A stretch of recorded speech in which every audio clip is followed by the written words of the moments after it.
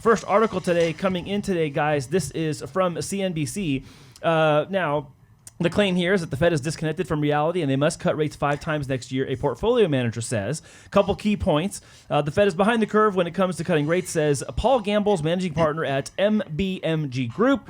And traders are now pricing in a 25% basis point cut as early as March 24. That's new information. And what do you guys make? First of all, what is your initial knee-jerk reaction to this kind of opinion? So previous shows, if you guys been following, we've been talking about that if they cut too soon, it might be a huge problem for the economy. But there we go again, back to who knows what's going to happen. It could happen. It doesn't happen. No one knows. Now they're going to say that they're cutting, and it's been a headline throughout the week that I've been seeing Fed to cut 5 times at least, starting into, the first quarter of 2024. And then I start to think, well, if you start already pre-signaling that, what is the economy going to do real quick? And we saw it. Rates have been on the downtrend. Yep. Oh, yeah. Demand Big comes time. back Big up. time. People are going to spend money. And I think the warning here is that, this guy's basically claiming that Fed policy is so disconnected from the economic factors and from reality that you can't make any assumptions about when the Fed's going to wake up and start smelling the amount of damage that they're actually causing the economy. Now, again, a lot of that is being argued on television and online by a lot of people like us and in other industries related to and connected to the finance industries. But I honestly, my personal opinion is I think March is a little bit, I think that's early. I think this is a little bit of the tail trying to wag the dog, and we talked about this before. People that are kind of like barking like, oh yeah, they're going to have to cut rates next year, cut rates. I think they're trying to nudge them in that direction so that they will eventually do it. 5 seems a little bit excessive to me. Unless, again, they know something that they're actually breaking and they're not talking about it yet. That's the only justification or rationale I can see for there to be 5 cuts. And something that threw me off today, and it's, it sucks that we say it like this. I asked Will when we were talking about it, like, hey, non-farm payroll came in higher than expected. Yeah. And we're like, that should be a good thing, but it isn't. Right. And then to top it off, wages rose by 12 cents. So, man, 12 cents. Wait a minute. That's a lot of affordability there. National hourly increased by 12 cents, providing huge relief to the workforce. No, not at all. Not enough. And then to top it off, the headline, unemployment rate dropped from 3.9 to 3.7%. Right. All negative things that, should be positive. But, they need unemployment to go higher, and it's going lower. So, again, that's tough. So, I don't know, Memo. We've seen the Fed a lot longer. They've had to make drastic cuts before when they had other things happen. We saw, consecutive rate increases since March of 22. I mean, it's so hard to believe that was almost 2 years ago now. And 22. Sorry, it's 21. March of 22, they started raising rates.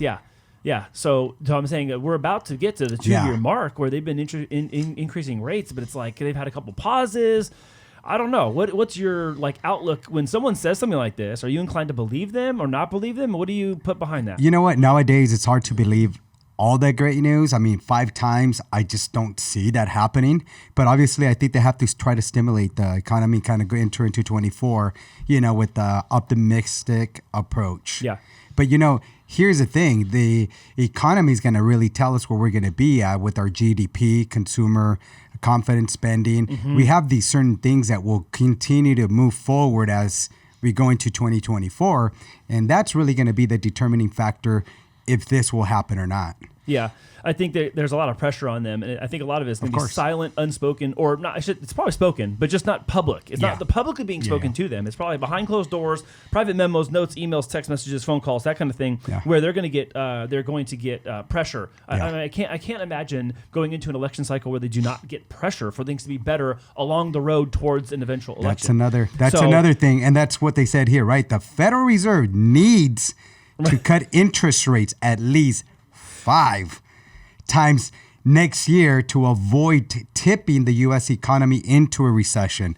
Didn't they say that in the beginning of the year that we were getting in that and how we didn't? And I mean, you had all these people saying next month we'll be in a recession. Well, obviously it's still not there, only because, again, certain economic indicators, they'll always go in there, and that'll have more influence than anything else. And you're right. It is definitely a bearish perspective and more of a bearish opinion. But it is hard to argue at some point when you see certain things where they're stuck. Certain pricing of things is stuck, and it's not going to retreat back to where it was. Let's say pre-COVID levels. There's going to be there's going to be a lot of instances where stuff like that is probably just going to continue, and we don't know what things are going to be until we actually see it.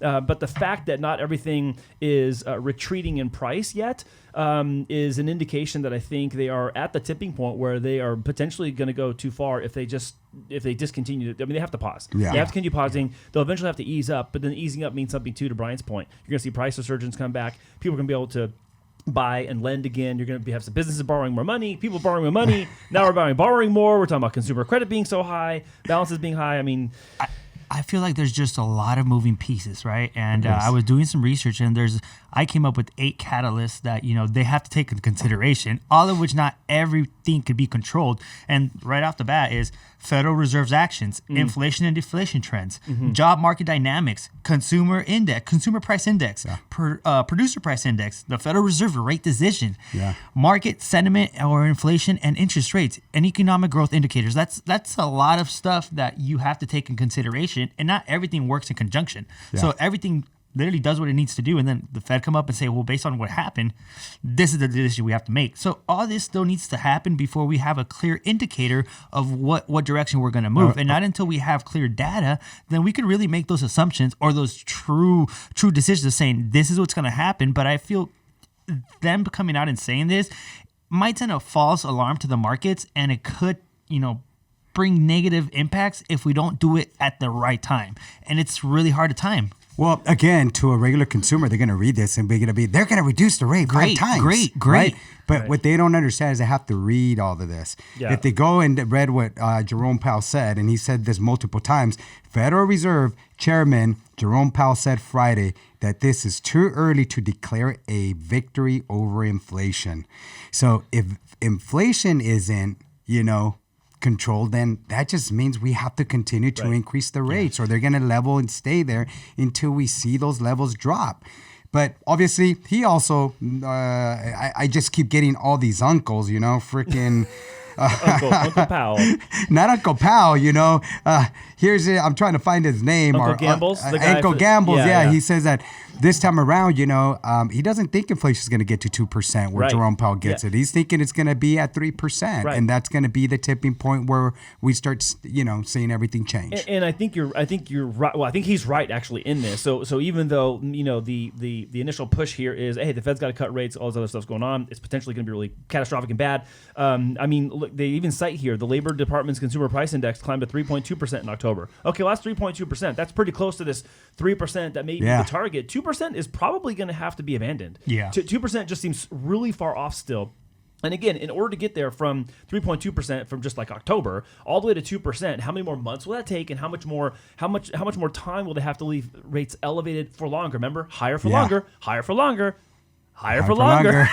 That's been the talking point for so long now that there's only so much higher for longer the economy can take, and they'd have to abandon this whole 2% notion. And it's tough because the more that you raise the rates, people are accumulating debt, and that debt's only rising and rising and rising. I heard if debt stays around this much, it almost doubles in 2-3 years. 133 trillion. Yeah, and you're saying stronger for higher for longer, and we just had that podcast with Rod that's saying people are inundated in debt, and he works with credit with people that need help fixing their stuff, and it's just like, whoa, like what point does it break?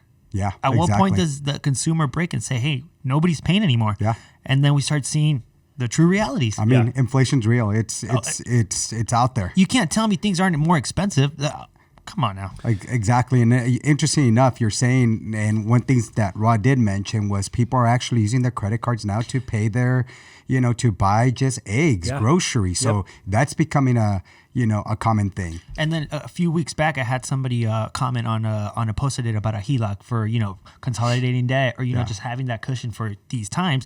And, I got a response saying like, hey, why would you utilize your equity for, payments and this and that? And if you're already utilizing your equity for that sort of things, then maybe you aren't financially responsible. But the thing is that, hey, you can't be financially responsible when things spike up to the point where you can't keep up with the earnings. Then it really just doesn't make sense, because at that point, you have to make a solution for your family and your living situation. Let's draw a line in the sand. I mean, there's a big difference between me going and buying out $100,000 vehicle that I don't need versus the cost of bread and milk and household goods is up 40%. Yeah. I did not do that. When that is done upon me, and my only choice is to access credit because I just don't make enough money. Like, again, someone can make that comment, and they may feel great about themselves making some smart comment in the comment box. But here's the deal. You might be talking to someone who makes $15 an hour. Yeah. And they're working 2 of those jobs. Are you still going to hold the opinion that, oh, they made a bad choice because they had to charge their eggs and their milk?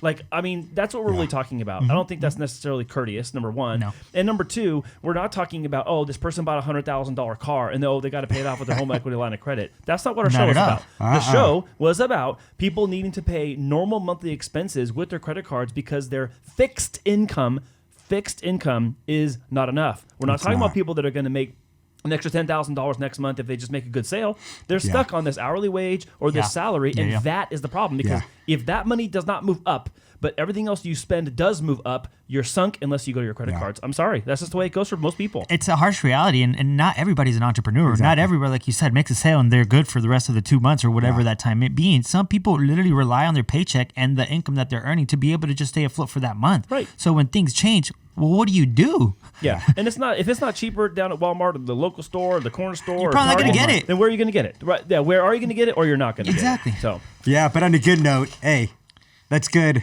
stuff. It's something positive. Sorry, we get a Somebody's little giving passionate. Somebody's giving us a little positivity. Well, no, it's okay. Here, moving into 24, so that's not too bad. It's good. I'm glad that they came up with this article, and then that CNBC pushed it. I mean, look, here's the thing. You see CNBC push this on their front page. Yeah. That means they're barking for it too. Yeah. They don't have to put that article up. There's plenty of other stuff they could be talking about. When they run that one out there, they're like, hey guys, this is what the markets need and the markets Well, the want. consumers are the ones that pick it up, and then consumers move the market, right? Exactly. So once the consumers come in the market because they heard a headline that probably isn't understand the way that it should be, well, great. Now you guys, stimulated the market. And again, here we go.